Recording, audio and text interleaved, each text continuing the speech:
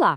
Hoje a gente vai mergulhar em apenas 3 versículos de um texto bem antigo, mas que conta uma micro-história poderosa sobre a natureza humana. É sobre promessas quebradas, teimosia e a psicologia por trás de tudo isso. Parece simples, né? Mas é fascinante. Vamos lá? Para começar, vamos olhar para essa frase aqui, que é o coração da nossa análise. Pecou ainda mais e endureceu o seu coração. O que choca aqui é o contexto. Essa reação não acontece depois de uma derrota ou de uma nova ameaça. Pelo contrário, ela surge logo depois de um momento de salvação, de alívio total. Então, como alguém chega a essa conclusão? O que leva a uma resposta dessas? É exatamente isso que a gente vai desvendar. Bom, para a gente poder entender essa reação, primeiro a gente precisa entender a situação. Imagine o cenário, uma praga devastadora, uma tempestade de granizo tão forte que ameaça destruir absolutamente tudo. A tensão está no máximo, a sobrevivência está em jogo, e aí, de repente, tudo para. O alívio. E esse alívio não foi uma coisa só, de uma vez. Foi uma calma que foi se instalando em etapas, sabe? Como a gente vê aqui. Primeiro os trovões, aquele barulho aterrorizante pararam.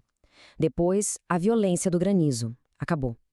E por fim, até a chuva parou de cair. Foi uma calmaria completa, total. O perigo, ele realmente tinha passado. Então, o ponto crucial é este. A primeira parte da nossa história está completa. A crise terminou. O desastre aconteceu e foi resolvido.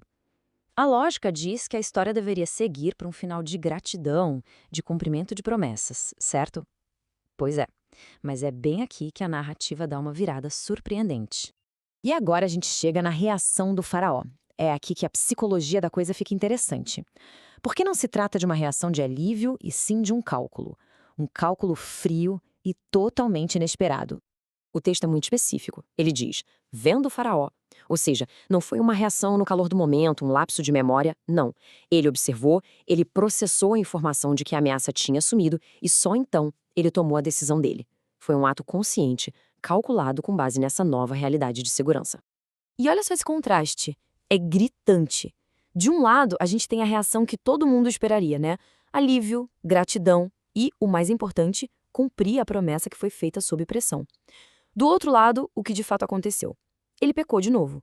Ele não só esqueceu a promessa, como ele ativamente endureceu o coração contra ela. Isso nos leva direto para a consequência dessa escolha. A história não para na decisão dele. Ela mostra o resultado imediato dessa atitude, que é resumida nesse conceito de um coração endurecido. O que é muito interessante aqui é a definição. Coração endurecido não é só uma teimosia passiva, sabe? É um estado de desafio ativo. É uma recusa deliberada a mudar de ideia, mesmo depois de ver uma prova clara de poder. É, na prática, dobrar a aposta na sua posição original, justamente porque o perigo não está mais ali. E as consequências são bem claras e imediatas. Primeiro, o coração do faraó se endurece. Segundo, e isso é crucial, a atitude dele se espalha. O coração dos servos dele também se endurece. Terceiro, a ação concreta. A promessa de libertar o povo é quebrada. E por fim, o resultado só confirma o que já era previsto, solidificando todo esse padrão. Então, vamos dar um passo para trás agora. Esta não é apenas a história de um evento isolado. Na verdade, é a ilustração perfeita de um padrão de comportamento. Um ciclo de teimosia que se repete toda vez que a pressão vai embora. E aqui está a grande lição psicológica dessa micro-história. O alívio não levou à gratidão nem à mudança. Pelo contrário, o alívio criou a oportunidade de voltar ao que era antes, ao status quo. Pense bem, a pressão foi o que forçou a promessa. A ausência da pressão permitiu que a teimosia original voltasse com força total. Isso tudo nos deixa com uma pergunta que vai muito além desse texto antigo, uma pergunta que ecoa até hoje. Se o alívio, se a remoção de uma crise pode, na verdade, reforçar a teimosia, então o que de fato quebram um ciclo como esse? Fica aí uma pergunta para a gente refletir sobre a natureza humana. Obrigado por acompanhar esta análise.